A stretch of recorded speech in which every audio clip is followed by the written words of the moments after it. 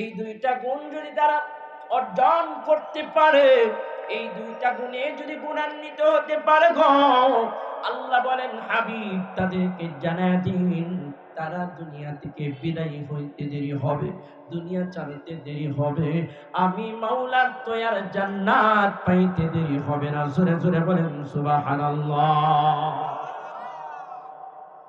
আল্লাহ আমার রব, এই রবি আমার সব, দমে দমে তনু মনে তারি অনুভব, দমে দমে তনু মনে তারি অনুভব। তোমার দুনিয়াতে আমি যেদিকে তাকাই, ও তুই নিয়ামতে প্রভু ডুবে আছে গো সবাই। পপ্পাকালির গানেও শুনি, পপ্পাকালির গানেও শুনি তসবি কোনো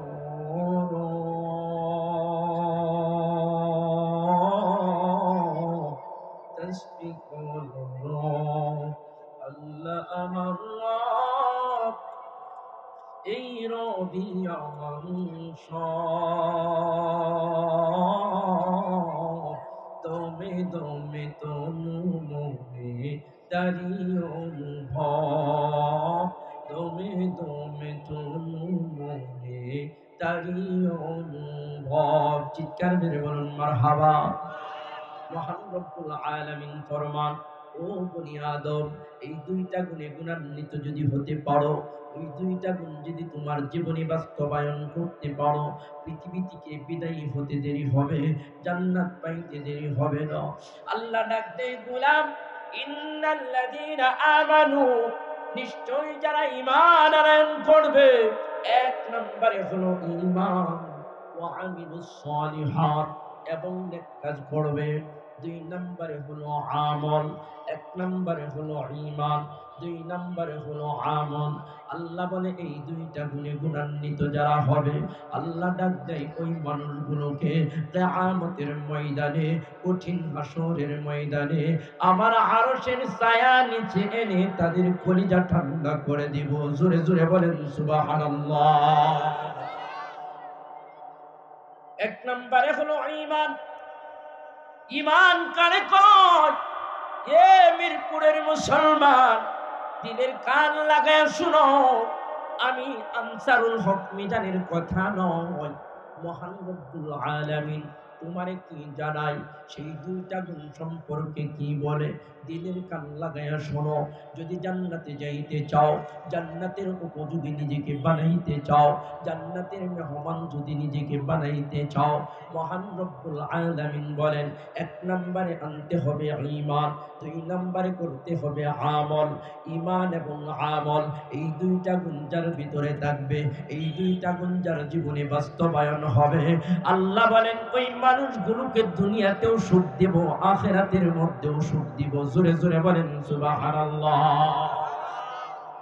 শুধু তাই নয়, মহান রব্বুল আলামিন 24 নম্বর পারা সূরাতুল হামিম সিজদার মধ্যে বর্ণনা করেন, ইন্নাল্লাযীনা আমানু ওয়া আমিলুস সালিহাত, ইন্নাল্লাযীনা ক্বালু রাব্বুনাল্লাহ থুম্মা ইসতাকামু তাতানাজ্জালু আলাইহিমুল মালাঈকা আল্লা তাখাফু ওয়া লা তাহজানু ওয়া আবশিরু বিল জান্নাহ। আল্লাহ ডাক দেয় যারা ঈমান আনয়ন করে এবং নেক কাজ করে, আমি আল্লাহর প্রতি ঈমান আনয়ন করে, এই কথার উপর যারা অটুট থাকে, কোন রকম বিচলিত হয় না, কোন রকম লোভ লালসায় পড়ে না, ঈমান হারা হয় না, আল্লাহ বলে আল্লাহ তাখাফু ওয়া লা তাহজানু ওয়া আবশিরু বিল জান্নাহ। ওই মানুষগুলোর চিন্তা নাই, ওই মানুষগুলোর টেনশন নাই, কেননা ওই মানুষগুলোর জন্য জান্নাতের ওয়াদা করেছেন কে? আরো জোরে বলেন কে? আল্লাহু আকবার। যারা ঈমান আনয়ন করেছিল, আল্লাহর এই সুসংবাদকে তারা কেমন করে গ্রহণ করেছিল, দিলের কান লাগায়া শোনেন, অন্তরের কান লাগায়া শোনেন রে মুসলমান।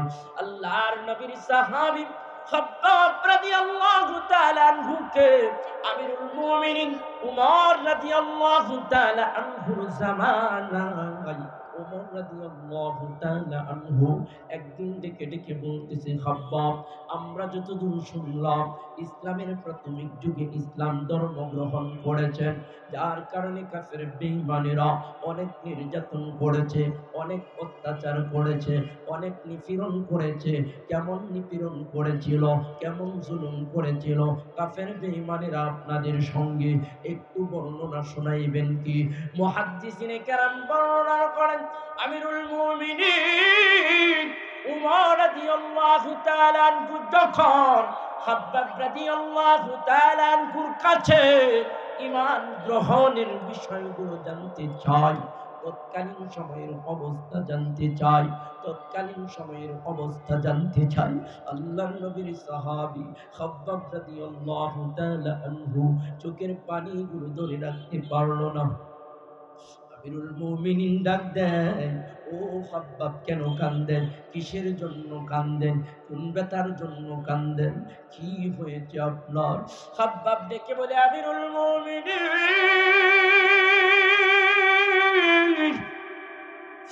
আমি খাব্বাব, আমার জীবনের কষ্টের কথাগুলো যদি আপনার সামনে তুলে ধরি গো আমিরুল মুমিনিন, সহ্য করতে পারবেন না, পারবেন না, পারবেন না, ধৈর্য ধারণ করতে পারবেন না। বুক ফেটে কান্না আসবে, বুক ফেটে কান্না আসবে। আমিরুল মুমিনিন ডাক দেই, খাব্বাব, না না, তারপরও শুনতে চাই আপনারা কেমন ঈমানের অধিকারী ছিলেন, ঈমান কত মজবুত ছিল, শুনতে চাই, জানতে চাই। এরে মিরপুরের মুসলমান, দিলের কান লাগায় শুনো, কোন ঈমানদারের জন্য মহান রব্বুল আলামিন জান্নাত তৈয়ার কইরা রাখছে, জান্নাত বরাদ্দ কইরা রাখছে। আল্লাহ বলে, আল্লাহ তাখাফু ওয়ালা তাহজানু ওয়া আবশিরু বিল জান্নাতিল্লাতী কুনতুম তুআদুন। ওই ঈমানদারদের কোনো ভয় নাই, ওই ঈমানদারদের কোনো চিন্তা নাই। কেমন ঈমানদার, দিলের কান লাগায়া শুনো। আল্লাহর নবীর সাহাবী খাব্বাব রাদিয়াল্লাহু তাআলা আনহু ডেকে বলে, আমিরুল মুমিনিন, না না না না না না, আমি আমার ঈমান আনার বর্ণনা আপনাকে শোনাইতে চাই না, জানাইতে চাই না। আমিরুল মুমিনিন বলে, কেন রে, কি কারণ শোনাইতে চাও না, কি কারণ জানাইতে চাও না? খাব্বাব দেখে বলে, আমিরুল মুমিনিন, আমার ঈমান আনায়নের নির্যাতন যদি শোনেন, নিজেকে ধরে রাখতে পারবেন না, নিজের কন্ট্রোল করতে পারবেন না। আমিরুল মুমিনিন বলে, না রে খাব্বাব, তারপরও আমি শুনতে চাই, ইসলামের প্রাথমিক যুগে একজন মানুষ যখন ঈমান আনয়ন করত, ওই মানুষটার উপর কাফের বেঈমানরা কত নির্যাতন করত, কত অত্যাচার করত, কত জুলুম নির্যাতন করত, শুনতে চাই। খাব্বাব রাদিয়াল্লাহু তাআলা আনহু এবার আমিরুল মুমিনিন উমর রাদিয়াল্লাহু তাআলা আনহু আবদার রাখতে যাইয়া কোমরের কাপড়টা সরাইয়া দিয়া বলে, আমিরুল মুমিনিন, দেখুন দেখুন দেখুন, আমার কোমরের দিকে লক্ষ্য করুন। মুহাদ্দিসিনে কেরাম বর্ণনা করেন, আমিরুল মুমিনিন উমর রাদিয়াল্লাহু তাআলা আনহু যখন খাব্বাব রাদিয়াল্লাহু তাআলা আনহু কোমরের কাপড়টা সরানোর পর কোমরের দিকে লক্ষ্য করলো, সঙ্গে সঙ্গে আল্লাহু আকবার চিৎকার মেরে আমিরুল মুমিনিন কান্না শুরু করে দিল। অন্য সাহাবায়ে কেরাম কান্না শুরু করিয়া দিল। আমিরুল মুমিনিন ডাক দেয়, খাব্বাব, এমন কোমর তো জীবনে আমি দেখি নাই, যে কোমরে হাড্ডি ছাড়া কোনো গোশত নাই। জোরে জোরে বলেন আল্লাহু আকবার। নবীজিকে বাঁচাতে তীর বর্ষার আঘাতে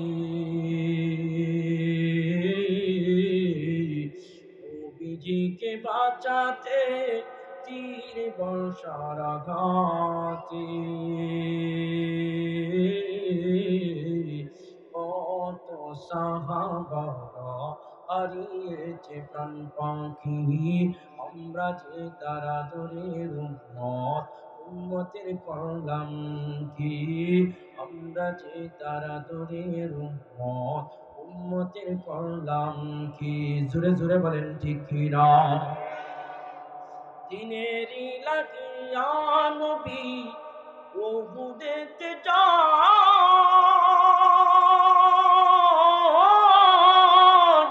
দিনেরই কারণে নবীর দন্দন শহীদ হয়, দন্দন শহীদ হয়।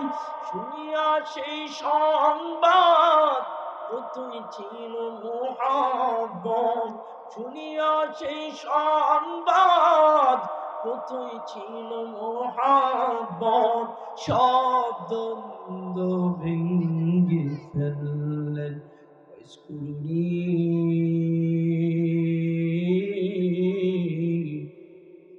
আমরা যে তারা দরের উম্মত, উম্মতের করলাম কি, আমরা যে তারা দরের উম্মত, উম্মতের করলাম কি।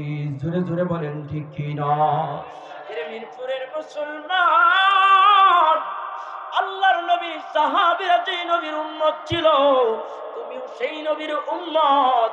তারা যেই আল্লাহর গোলাম ছিল, তুমি আমিও সেই আল্লাহর গোলাম। কিন্তু আল্লাহর নবীর সাহাবায়ে কেরামদের ঈমান আর তোমার আমার ঈমানের মধ্যে রাত দিন তফাৎ আছে না না?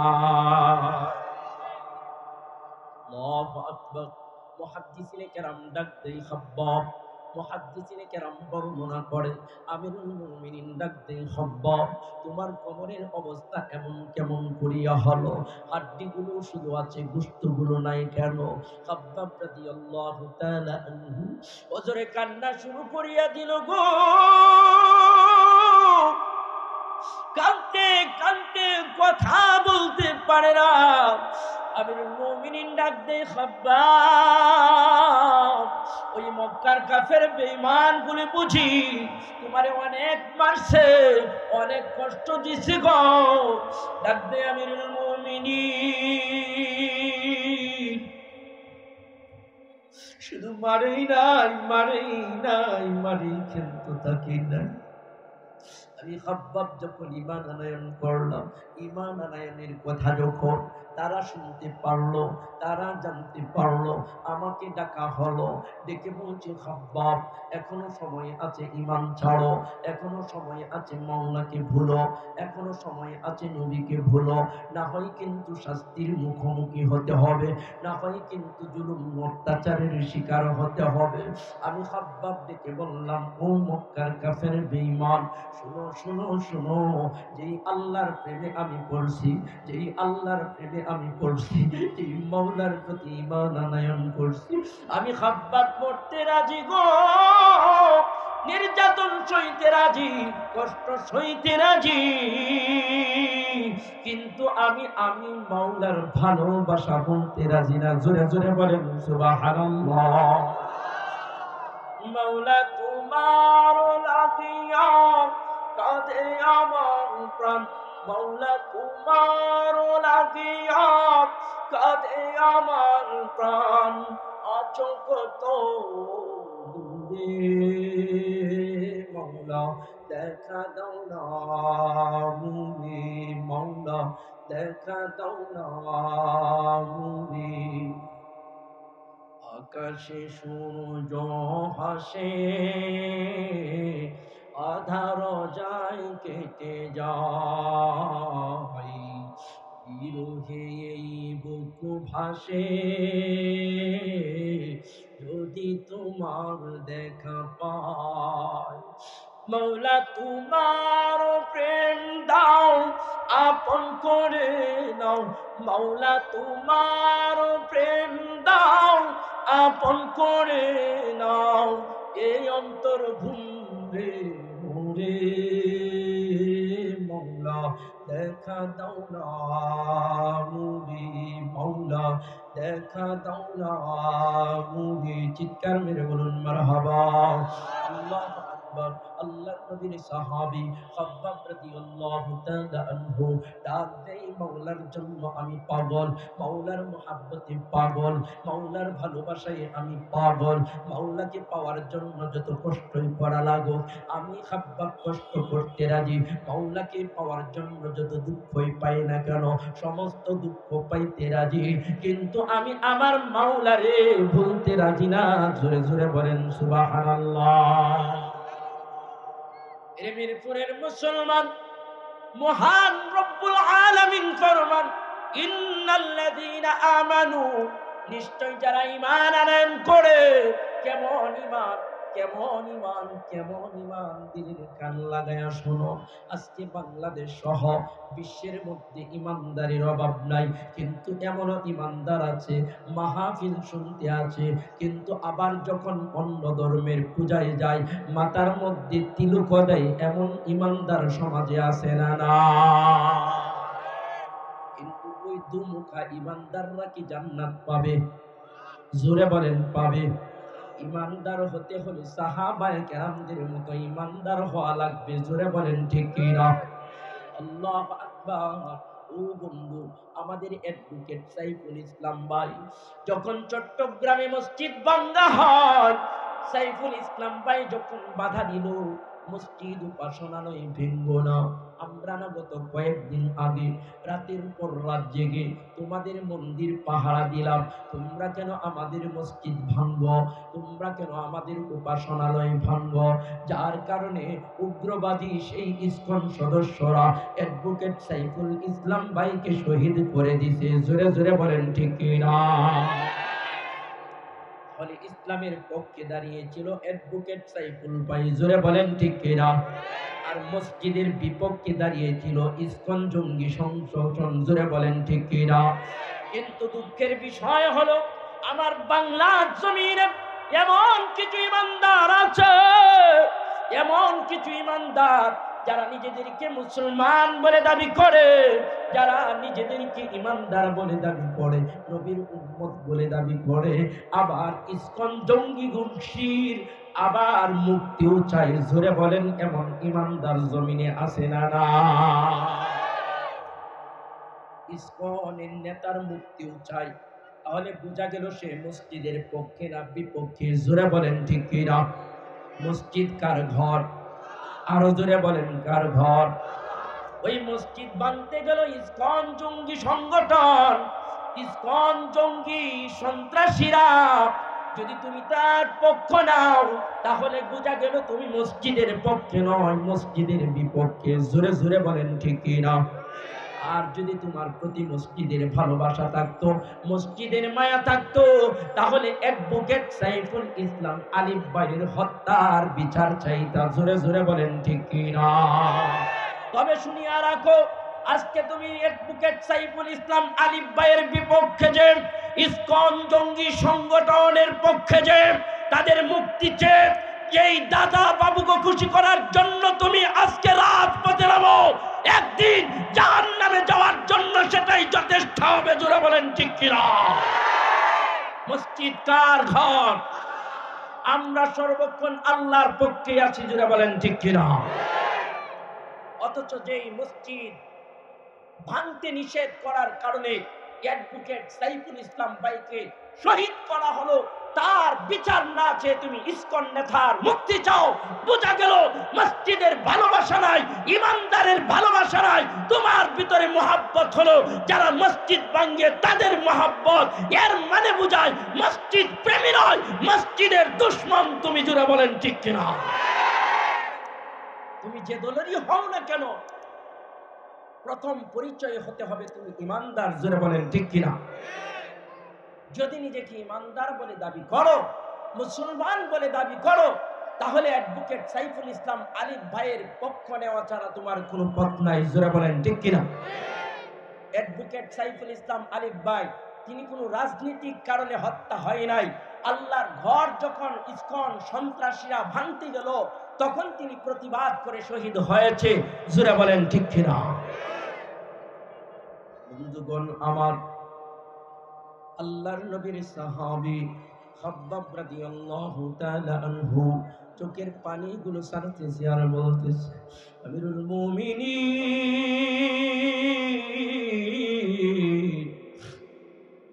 আমি যখন এইভাবে তাদেরকে জানায়া দিলাম আমি মরতে রাজি, আল্লাহকে ভুলতে রাজি না, আমি মরতে রাজি, নবীকে ভুলতে রাজি না, আমি মরতে রাজি, ঈমান ছাড়তে রাজি না।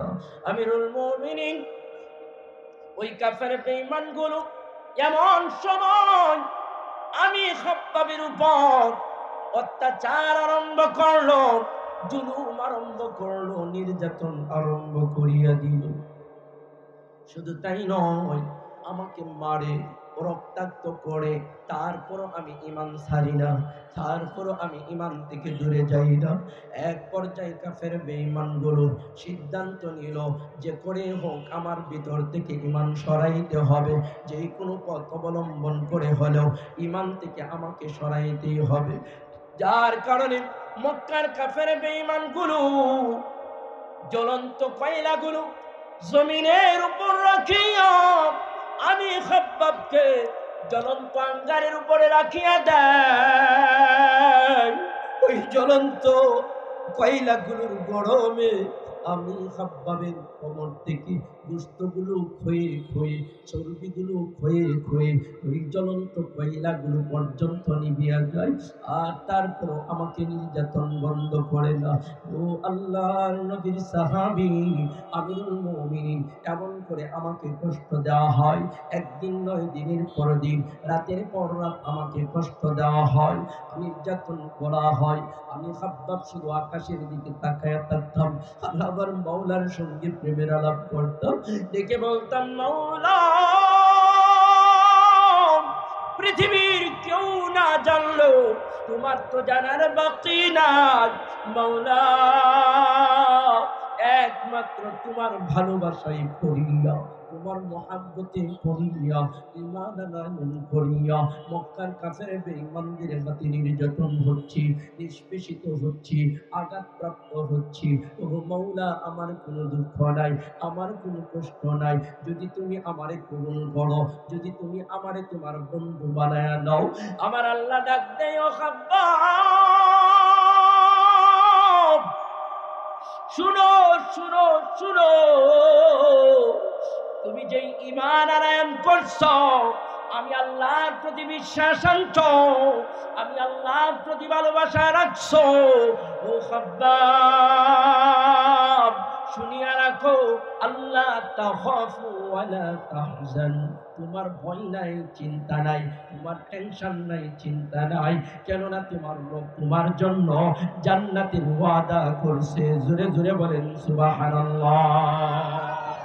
বন্ধুগণ আমার, এই ঈমানদারদের কথায় মহান রব্বুল আলামিন বলেন, ইন্নাল্লাযীনা আমানু ওয়া আমিলুস সালিহাত, এমন করে যারা ঈমান আনয়ন করে, দুনিয়ার কারো সামনে মাথা নত করে না, জীবনের মায়া করে না, জীবনের কোনো সম্পদের মায়া করে না, এক কথায় সব কিছুর ঊর্ধ্বে মাওলাকে ভালোবাসে, আল্লাহর প্রতি ঈমান আনয়ন করে, আল্লাহ বলেন, উলাইকা হুম খায়রুল বারিয়া, ওই মানুষগুলো আসমানের নিচে জমিনের উপরে সেরা। জোরে জোরে বলেন সুবহানাল্লাহ।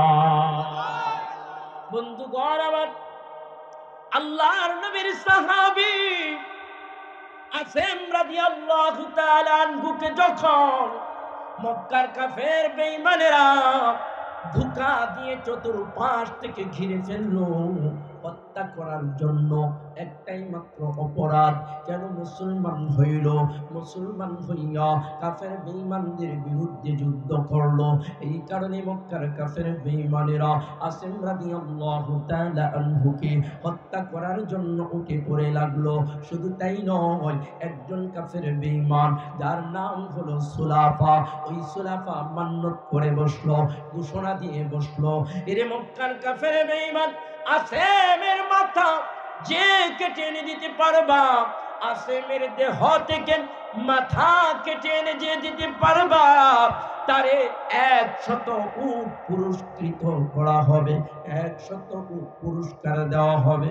মক্কার কিছু কাফের বেঈমান যুবকেরা আল্লাহর নবীর সাহাবী আসেম রাদিয়াল্লাহু তাআলা আনহু মাথা কেটে এনে দেওয়ার পর পুরস্কারের আশায় ষড়যন্ত্র আরম্ভ করলো। এক পর্যায়ে একদল কাফের বেঈমান আল্লাহর নবীর দরবারে চলে গেল। এরে মিরপুরের মুসলমান, দিলের কান লাগায় শুনো, ইমানদার কারে কয়? কেমন ইমানদারা জান্নাতে যাওয়া যাবে? কেমন ইমানদারা জান্নাত পাওয়া যাবে? কেমন ইমানদারা জান্নাতের মেহমান হওয়া যাবে? আল্লাহর নবী সাল্লাল্লাহু আলাইহি ওয়াসাল্লাম ফরমান, ও আমার উম্মত, ইমানের মতো যদি ইমান হয়, ওই ইমান দ্বারা জান্নাতে যাওয়া সম্ভব, জাহান্নাম থেকে বাঁচা সম্ভব।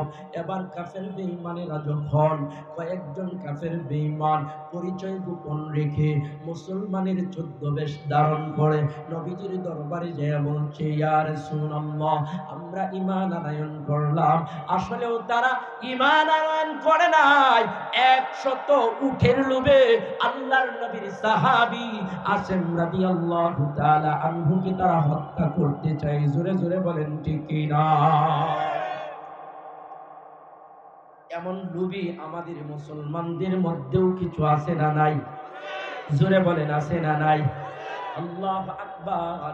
গত 16 বছরে আমরা দেখলাম কত উলামায়ে কেরামকে হাতে হাত করা, পায়ে ডান্ডা বেরি পড়াইয়া এক জাল থেকে আরেক জাল, এক আদালত থেকে আরেক আদালত, অথচ তারা হত্যা মামলার আসামিও নয়, মার্ডার মামলার আসামিও নয়। সামান্য অহেতুক কথা, সামান্য কিছু কথা কোরআনের ময়দানে সত্য কথা বলার কারণে উলামায়ে কেরামকে এমন নির্যাতন করছে কি করছে না? কয়েকদিন আগে দেখলাম যাদের অর্ডারে হাজার হাজার মানুষকে হত্যা করা হয়েছে, শত শত মানুষকে আয়না গড়ে ভরে রাখা হয়েছে, তাদেরকে জ্যান্ত মারা হয়েছে। তারা কেমন জানি ফাঁসির আসামি হওয়ার পরও তাদের হাতে হাত করা নাই, পায়ে ডান্ডা বেরি নাই। জোরে জোরে বলেন ঠিক কি না? বলতে পারেন হুজুরের হাতে হাত করা কেন, পায়ে ডান্ডা বেরি কেন? এটা হলো দাদা বাবুদের খুশি করার জন্য, দাদাদের খুশি করার জন্য বাংলার জমিনে এমন একটা পরিবেশ কায়েম করছিল যেই মানুষগুলো জবান উচ্চারণ করিয়া কোরআনের হক কথাগুলো জমিনে বলতো, যেমন আল্লামা মামুনুল হক সাহেব সহ আরো উলামায়ে কেরামের জবান বন্ধ করে দেওয়ার জন্য, জবান নিস্তব্ধ করে দেওয়ার জন্য এমন ষড়যন্ত্রগুলো তারা মুসলমান নামদারি হইয়া এমন কার্যকলাপগুলো করছে। জোরে জোরে বলেন ঠিক কি না? আসলেও তাদের উদ্দেশ্য ছিল চার টিকিয়ে রাখা, ক্ষমতা ধরে রাখা। জোরে জোরে বলেন ঠিক কি না? বন্ধুগণ আমার, তাহলে এমন ধোঁকাবাজ মুসলমান, বেশি মুসলমান শুধু আমাদের সমাজেই নয়, আমার বাংলাদেশেই নয়, আল্লাহর নবীজির সময়ও ছিল কি ছিল না? জোরে বলেন ছিল কি ছিল না? তাহলে দিলের কান লাগায়া শোনেন, ওই কাফেরের দল মুসলমানের ছদ্মবেশ ধারণ করিয়া তাদের পরিচয় লুকাইয়া নবীর হাতে হাত রাখিয়া কালিমা পড়ে মুসলমান হয়েছে। নবীজিকে বুঝাইলো আমরা মুসলমান হইলাম। এবার নবীর দরবারে যাইয়া বলছে, ইয়া রাসূলুল্লাহ, ইয়া হাবিবাল্লাহ, আমরা ঈমান আনয়ন করলাম, আমরা চাই আমাদের পরিবারও ঈমানদার হোক। আল্লাহর নবী বলেন, তাহলে তোমরা এলাকায় চলিয়া যাও, এলাকায় যাইয়া দ্বীনের দাওয়াত দাও, এলাকার যাইয়া কোরআনের দাওয়াত দাও। এবার ওই 14 বেশি মুসলমান, পরিচয় লুকানো মুসলমান, আসলেও যারা মুসলমান হয় নাই, তারা বলতেছে, ও আল্লাহর পয়গম্বর, আসেম অনেক সুন্দর কথা বলে, অনেক সুন্দর আলোচনা করে, দ্বীনের জ্ঞান তার বেশি, তাদেরকে আমাদের সঙ্গে দিয়ে দেন, আসেমকে আমাদের সঙ্গে দেন, যাতে করে এলাকায় দ্বীন বোঝানো সহজ হয়, যাতে করে এলাকার মধ্যে দ্বীন প্রচার সহজ হয়। আসলেও আসেম রাদিয়াল্লাহু তাআলা আনহুকে তারা দ্বীন বোঝানোর জন্য নিতে চাই না, তার দেহ থেকে মাথা কাটার জন্য নিতে চাই। জোরে জোরে বলেন ঠিক কিনা? এর মণিপুরের মুসলমান কিন্তু আল্লাহর নবীর সাহাবী আসেম রাদিয়াল্লাহু তাআলা আনহু কেমন ঈমানদার ছিল, দিনের কান লাগায় শুনেন। এবার কাফের বেঈমানেরা মুসলমানের 14 বেশ ধরে আসেম রাদিয়াল্লাহু তাআলা আনহুকে যখন সঙ্গে নিতে চাইল, আমার দয়াল নবী মায়ার নবী ডাক দেয়, আর কয়েকজন সাহাবীকে সঙ্গে নিয়ে যাও, আর কয়েকজন সাহাবীকে সঙ্গে নিয়া আসেম রাদিয়াল্লাহু তাআলা আনহুর সঙ্গে একটা কাফেলা সাজাইয়া আসেম রাদিয়াল্লাহু তাআলা আনহুকে ডেকে বলে, আসেম, এই মানুষগুলো চাই তাদের এলাকায় দিন প্রচার করতে, কোরআনের দাওয়াত দিতে, তুমি এবং কিছু সঙ্গী সঙ্গে নিয়া ওই মানুষগুলোর সঙ্গে চলে যাও। আসেম রাদিয়াল্লাহু তাআলা আনহু বিশ্বনবীর হুকুম পালন করতে যাইয়া সাদা মনে সেই মানুষগুলোর সঙ্গে রওনা হয়ে গেল। মুহাদ্দিসিনে কেরাম বর্ণনা করেন, এইভাবে যাইতে আরম্ভ করলো। কত দূর যাওয়ার পর পাহাড়ি এলাকার মধ্যে ওই 14 বেশি মুসলমান যারা তাদের পরিচয় লুকিয়ে রেখেছিল, আসলেও তারা মুসলমান হয় নাই, আল্লাহর নবীর সাহাবী আসেম রাদিয়াল্লাহু তাআলা আনহুর দেহ থেকে মাথা কেটে নিয়ে 100 উট পুরস্কারের আশায় যখন নিয়ে যাইতে আরম্ভ করলো, মুহাদ্দিসিনে কেরাম বর্ণনা করেন, প্রতিমধ্যে যাওয়ার পর চতুর্পাশ থেকে কয়েকশো কাফের বেঈমান আসেম রাদিয়াল্লাহু তাআলা আনহু সহ তার সঙ্গীদেরকে ঘিরে ফেললো, তীর বর্ষা নিয়ে ঘেরাও করে ফেললো। এবার ডেকে ডেকে বলতেছে, এ মক্কার কাফের বেঈমানরা বলতেছে, এ আসেম শোনো, পালাতেও পারবা না, দৌড়াতেও পারবা না, তোমাদের চতুর্পাশ দিয়ে আমাদের কাফের বেঈমানেরা বেষ্টন করে ফেলেছে, আটকিয়ে ফেলেছে, ঘেরাও করে ফেলেছে, তোমরা আমাদের হাতে ধরা দাও যদি জীবনে বাঁচতে চাও। আল্লাহর নবীর সাহাবী আসেম রাদিয়াল্লাহু তাআলা আনহু ডেকে বলে, মক্কার কাফের বেঈমান, প্রথমত তোমরা আল্লাহর নবীর হাতে হাতে রাখিয়া কালিমা পড়িয়া আল্লাহর নবীকে ধোঁকা দিছো, দ্বিতীয়ত আমাদের সঙ্গে বিশ্বাসঘাতকতা করছো। এরে মক্কার কাফের বেঈমান, শুনো শুনো শুনো, আমি আসেম তোমাদেরকে বলতে চাই, আমরা মরতে রাজি, হাসতে হাসতে জীবন বিলীন করতে রাজি, কিন্তু কাফের বেঈমানদের সামনে মাথা নত করতে রাজি না। জোরে জোরে বলেন সুবহানাল্লাহ। সেই শক্তি দান করো, সেই শক্তি দান, এ যাই না দেয়া তোমার দানের কোনো প্রতিদান, তোমার আদেশ তোমার নিষেধ তোমারই সম্মান, এ যাই না দেয়া তোমার দানের কোনো প্রতিদান, তোমার আদেশ তোমার নিষেধ তোমারই সম্মান, মোরা রাখবো ওটু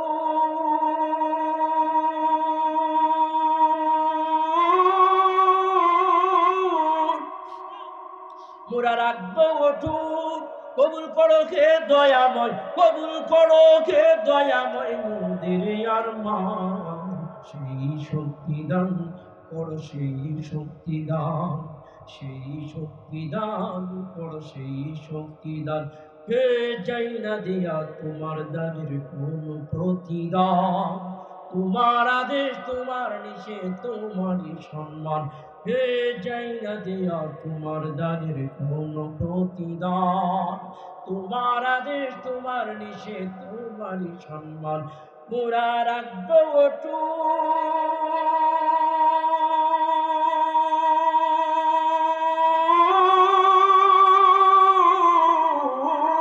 মোরা রাখবো অটুট, কবুল করো হে দয়াময়, কবুল করো হে দয়াময় মোদের আরমান, সেই শক্তি দান করো, সেই শক্তি দান, সেই শক্তি দান করো, সেই শক্তি দান, হে যাই না দিয়া তোমার দানের কোনো প্রতিদান, তোমার আদেশ তোমার নিষেধ তোমারই সম্মান, হে যাই না প্রভু যাই না দেয়া তোমার প্রতিদান, তোমার আদেশ, তোমার নিষেধ, তোমারই সম্মান। চিৎকার মেরে বলুন মারহাবা। আল্লাহর নবীর সাহাবী আসেম রাদিয়াল্লাহু তাআলা আনহু ওই কাফের বেঈমানদেরকে ডেকে ডেকে বলতেছে, এরে মক্কার কাফের বেঈমান, শুনো শুনো শুনো, আমরা মরতে রাজি, ঈমান ছাড়তে রাজি না। মরতে রাজি, তোমাদের হাতে ধরা দিতে রাজি না। মরতে রাজি, কিন্তু আমরা বেঈমানদের হাতে ধরা দিতে রাজি না। মুহাদ্দিসিনে কেরাম বর্ণনা করেন, আল্লাহর নবীর সাহাবী আসেম রাদিয়াল্লাহু তাআলা আনহু এবার সমস্ত কাফের বেঈমানদেরকে ডেকে ডেকে বলতেছে, এ আল্লাহর নবীর সাহাবীরা, তোমরা তো আল্লাহর প্রতি ঈমান এনেছ। সমস্ত সাহাবীরা বলে, হ্যাঁ, আমরা এক আল্লাহর প্রতি ঈমান এনেছি। আসেম রাদিয়াল্লাহু তাআলা আনহু বলে, আমাদের জানের মালিক কে? সবাই বলে আল্লাহ। প্রাণের মালিক কে? সবাই বলে আল্লাহ। বাঁচতে হলে কার জন্য বাঁচবো? সবাই বলে আল্লাহর জন্য বাঁচবো। আল্লাহর নবীর সাহাবী আসেম রাদিয়াল্লাহু তাআলা আনহু ডেকে বলে, এ আল্লাহর নবীর সাহাবীরা, তাহলে তোমাদের সঙ্গে যার সঙ্গে যা আছে তা নিয়ে তৈয়ার হও, কিন্তু বাতিলের সামনে মাথা নত করবো না, কাফেরের সামনে মাথা নত করবো না। ওরা যদি আমাদেরকে মেরেও ফেলে, আঘাত করে, তারপর এই জমিনে অন্যায় কিছুর পক্ষে আমরা কথা বলবো, অন্যায়ের বিপক্ষে আমরা যাব না। অন্যায় করবে সেটা আমরা সহ্যও করবো না। জোরে জোরে বলেন ঠিক কিনা? মুহাদ্দিসিনে কেরাম বর্ণনা করেন, আল্লাহর নবীর সাহাবী আসেম রাদিয়াল্লাহু তাআলা আনহু সহ সমস্ত সাহাবায়ে কেরাম তাদের সঙ্গে থাকা সমস্ত অস্ত্রগুলো দিয়া, তীর বর্শাগুলো দিয়া কাফের বেঈমানদের মোকাবেলা শুরু করিয়া দিল। কাফের বেঈমানদের সঙ্গে যুদ্ধ আরম্ভ করলো। যুদ্ধ চলছে তুমুল বেগে। এক পর্যায়ে কাফের বেঈমানদের কাছে যুদ্ধ করতে করতে সাহাবায়ে কেরামদের সমস্ত অস্ত্রগুলো হারিয়ে গেল, শেষ হয়ে গেল, তীর বর্শাগুলো শেষ হয়ে গেল। এক পর্যায়ে আল্লাহর নবীর সাহাবীরা কাফেরদের হাতে ধরা খেয়ে যাবে, এমন একটা অবস্থা। আল্লাহর নবীর সাহাবী আসেম রাদিয়াল্লাহু তাআলা আনহু রক্তাক্ত হইয়া জমিনের মধ্যে পইড়া আছে। নিঃশ্বাসটা বের হয়ে যাবে অবস্থা, দেহ থেকে প্রাণ পাখিটা উড়ে যাবে অবস্থা। এমন সময় আল্লাহর নবীর সাহাবী আসেম রাদিয়াল্লাহু তাআলা আনহু আকাশের দিকে তাকাইয়া দুই কানা হাত বাড়াইয়া রক্তাক্ত অবস্থায় দেখে বলে, মাওলা, যতদিন আমি শুনলাম ওই কাফের বেঈমানদের লিডার সুলাফা মান্নত করেছে আমার মাথার খুলির দ্বারা সে শরাব পান করবে, আমার মাথার খুলির দ্বারা সে মদ পান করবে। ও আকাশের মালিক, তুমি যদি আমার মাতার জিম্মাদার হও, তাহলে আমি আসেমের কোনো চিন্তা নাই, টেনশন নাই। আসেমের মাথার খুলির দ্বারা যদি তুমি তাদেরকে শরাব পান করানোর সুযোগ দাও, আমার কিচ্ছু বলার নাই। আর যদি আমি আসেমকে ভালোবাসো, তোমার কাছে আমার আবদার, আমার মাথার খুলির দ্বারা যেন ওই কাফের বেঈমানগুলো কোনোভাবেই শরাব পান না করতে পারে। জোরে জোরে বলেন সুবহানাল্লাহ। কেননা যারা আল্লাহর জন্য হয়ে যায়, আল্লাহর প্রেম, আল্লাহর ভালোবাসা, আল্লাহর মুহাব্বত যেই মানুষগুলো অন্তরের মধ্যে রাখে, যেই মানুষগুলো আল্লাহর জন্য হয়ে যায়, ওই মানুষগুলোকে সাহায্য করে কে? আরো জোরে বলেন কে? আওয়াজ দিয়ে বলেন কে? আল্লাহু আকবার। আল্লাহর নবীর আরেক সাহাবী খুবাইব রাদিয়াল্লাহু তাআলা আনহু যখন কাফের বেঈমানদের হাতে বন্দী হয়ে গেল, কাফের বেঈমানরা বন্দী করে রাখছে, ডেকে বলে, খুবাইব, এখনো সময় আছে, ঈমান ছাড়ো, না হয় কিন্তু মরতে হবে। আল্লাহর নবীর সাহাবী খুবাইব ডেকে বলে, এ মক্কার কাফের বেঈমান, শুনিয়া রাখো রাখো, আমি খুবাইব একবার কেন, শতবার কেন, হাজার বার যদি তোমরা মৃত্যুদণ্ড দাও, ফাঁসির কাষ্ঠে ঝুলাও, আমি খুবাইব যে আল্লাহর প্রতি ঈমান আনয়ন করছি, আমি এক চুল পরিমাণ ঈমান থেকে সরবরাহ। জোরে জোরে বলেন সুবহানাল্লাহ। ওই খুবাইবকে মক্কার কাফের বেঈমানগুলো বলেছিল, এ খুবাইব, আমাদের প্রস্তাব যেহেতু মানো না, তোমাকে ফাঁসির কাস্টে ঝুলাইয়া দেব, কিন্তু আমাদের নিয়ম হলো, আমাদের নীতি হলো, আমরা যখন কাউকে ফাঁসির কাস্টে ঝুলাই, ফাঁসির কাস্টে ঝুলানোর পূর্বে তার জীবনের শেষ ইচ্ছার কথা আমরা শুনতে চাই। তোমার জীবনের কোনো শেষ চাওয়া আছে কিনা? চাইলে বলতে পারো, আমরা তোমাদের চাওয়া পূরণ করব।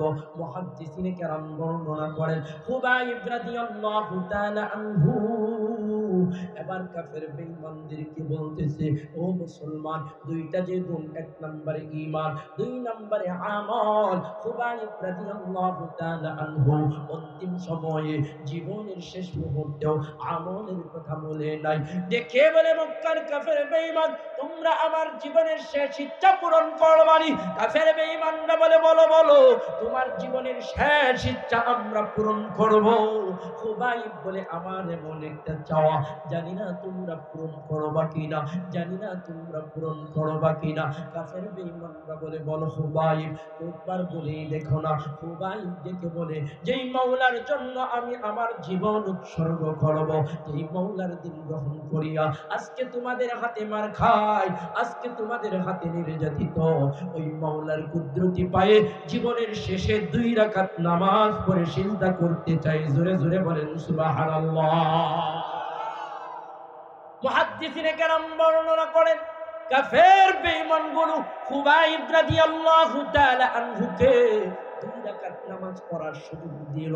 আল্লাহর নবীর সাহাবী খুবাইব রাদিয়াল্লাহু তাআলা আনহু 2 রাকাত নামাজ আদায় করিয়া আকাশের দিকে হাত বাড়াইয়া চোখের পানিগুলো গড় গড় গড় গড় কইরা ছাড়তেছে, আর ডাক দেয়, ও রব, ডাক দেয়, ও রব, দুনিয়ার কে নাও জানো, তোমার তো জানার বাকি নাই, দুনিয়ার কেউ না শুনো, তোমার তো শোনার বাকি নাই।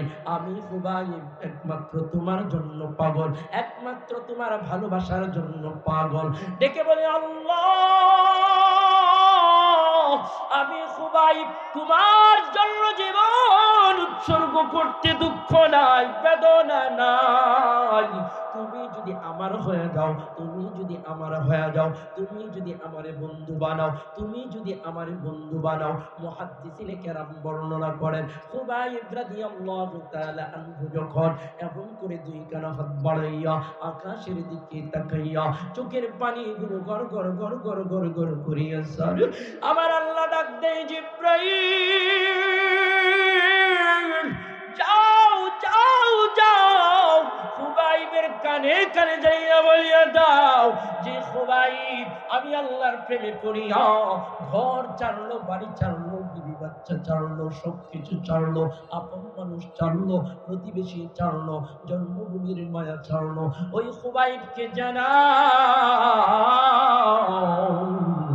খুবাইব দুনিয়া থেকে বিদায় হইতে দেরি হবে, আমি আল্লাহর তৈয়ার জান্নাত পাইতে দেরি হবে না। জোরে জোরে বলেন সুবহানাল্লাহ। এরে মিরপুরের মুসলমান, শুধু তাই নয়, মক্কার কাফের বেঈমানগুলো আবার খুবাইব রাদিয়াল্লাহু তাআলা আনহুকে ফাঁসির কাস্টে ঝুলানোর জন্য নিয়ে গেল। মঞ্চ তৈয়ার করা হলো, ফাঁসির দড়িগুলো ঝুলাইয়ে রাখা হলো। খুবাইব রাদিয়াল্লাহু তাআলা আনহুকে মঞ্চে তোলার পর দ্বিতীয়বার আবার প্রস্তাব দেয় কাফের বেঈমানদের পক্ষ থেকে। ডেকে বলা হয়, খুবাইব, এখনো সময় আছে, চিন্তা করিয়া দেখো, ভাবনা করিয়া দেখো, তুমি কি ইসলাম ছাড়বা, নবীর প্রতি থেকে ঈমান সরাইবা, আল্লাহর প্রতি থেকে ঈমান সরাইবা? যদি সরাইতে পারো তাহলে মুক্তি পাইবা। তোমার জীবনে যা যা প্রয়োজন সব কিছু আমরা দিয়ে দেব। কিন্তু আল্লাহর গোলাম, আল্লাহর বান্দা খুবাইব রাদিয়াল্লাহু তাআলা আনহু দ্বিতীয়বার আবার প্রস্তাব করলো, না না না না, কোনোভাবেই আমি ঈমান ছাড়বো না। মক্কার কাফের বেঈমানগুলো আবার চিন্তা করে আর বলে, হায় হায়, কেমন ভালোবাসা রে, কেমন মহাব্বত, আল্লাহর জন্য মরতে রাজি, নবীর জন্য মরতে রাজি, কিন্তু ঈমান ছাড়তে রাজি না। জোরে জোরে বলেন সুবহানাল্লাহ। আল্লাহ বলেন এমন ঈমানদার যারা হইবে, এমন আমলওয়ালা যারা হইবে, উলাইকা হুম খায়রুল বারিয়া, ওই মানুষগুলো আসমানের নিচে জমিনের উপরে দামি হয়ে যাইবে। আল্লাহ বলে শুধু তাই নয়, জাযাউহুম ইনদা রাব্বিহিম, ওই মানুষগুলোর জন্য তাদের রবের কাছে তাদের জান্নাত নামক পুরস্কার রয়ে গেছে। জোরে জোরে বলেন সুবহানাল্লাহ।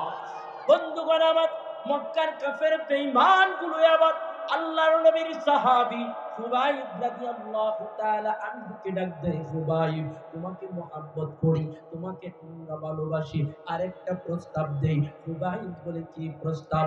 বলে শোনো, যেই নবীর হাতে হাত রাখিয়া কালিমা পড়িয়া মুসলমান হইছ, ওই নবীকে এখানে আনার দরকার নাই। শুধু একটা বার বলো ওই নবীকে তুমি ঘৃণা করো, একটা বার বলো তোমার বিনিময়ে নবীকে এখানে ফাঁসির কাস্টে ঝুলানো হোক।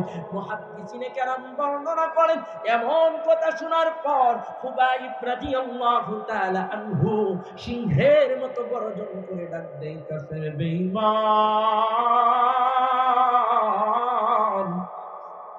শুনিয়া রাখো, আমার নবীকে এখানে আইনা আমার পরিবর্তে ফাঁসির মঞ্চে ঝুলানো তো দূরের কথা, আমার পরিবর্তে আমার নবীকে ফাঁসির কাস্টে ঝুলানো তো দূরের কথা, আমার পরিবর্তে আমার নবীকে এখানে আনা তো দূরের কথা, আমি খুবাইবের দেহে যতক্ষণ রক্ত সঞ্চার আছে, বিন্দু পরিমাণ ঈমান আছে, আমার নবীকে আনার দরকার নাই। আমার নবীর গায়ে একটা ফুলের আঁচড় পড়ো, এটাও আমি সহ্য করতে পারবো না। জোরে জোরে বলেন সুবহানাল্লাহ। বন্ধুগণ আমার, এমন ছিল তাদের ঈমান, এমন ছিল তাদের আমল, এমন ছিল তাদের ঈমান, এমন ছিল তাদের আমল। মক্কার কাফের বেঈমানগুলো এবার হাজার চেষ্টা করার পরও খুবাইবকে ঈমান থেকে দূরে সরাইতে পারে না, খুবাইবকে আল্লাহর ঈমান থেকে দূরে সরাইতে পারে না।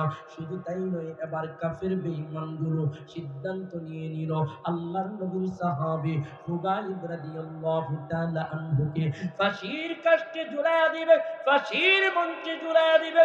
মুহাদ্দিসিনে কেরাম বর্ণনা করেন, আল্লাহর নবীর সাহাবী খুবাইব রাদিয়াল্লাহু তাআলা আনহুকে এবার ফাঁসির দড়িটা আস্তে আস্তে গলার মধ্যে পড়াইয়া দিল, গলার মধ্যে জড়াইয়া দিল, যার কারণে আল্লাহর নবীর সাহাবী খুবাইব রাদিয়াল্লাহু তাআলা আনহু দুই কানা পাও জমিন থেকে ভাসতে শুরু হয়ে গেল। ফাঁসির দড়িটা আস্তে আস্তে শক্ত হইতে শুরু হয়ে গেল, শ্বাস নিঃশ্বাসটা বন্ধ হয়ে যাবে ভাব।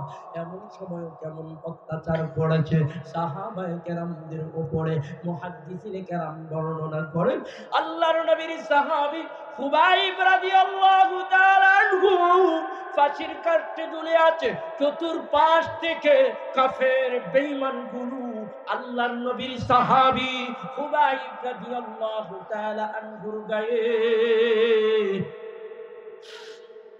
তীর বর্ষার দ্বারা এত জোরে জোরে আঘাত করছিল, সারাটা শরীর চালনির মতো করে ফেলছিল, সারাটা শরীর রক্তাক্ত করে ফেলছিল, শরীরের রক্তগুলো, দেহের রক্তগুলো নিচে টপ টপ করে পড়তেছিল। এমন সময় আল্লাহর নবীর সাহাবী খুবাইব কথা বলতে পারে না, ঠোঁটগুলো ভিড় ভিড় করিয়া আকাশের দিকে তাকাইয়া আমার মাওলারে ডাক দেয়, মাওলা আমার দেহ থেকে প্রাণ বের হয়ে যাবে, আমার দেহ থেকে প্রাণ পাখিটা উড়াল দিবে, তার পূর্বে আরেকটা আবদার করতে চাই, তার পূর্বে আরেকটা চাওয়া চাইতে চাই। আমার মাওলা ডাক দেয়, খুবাই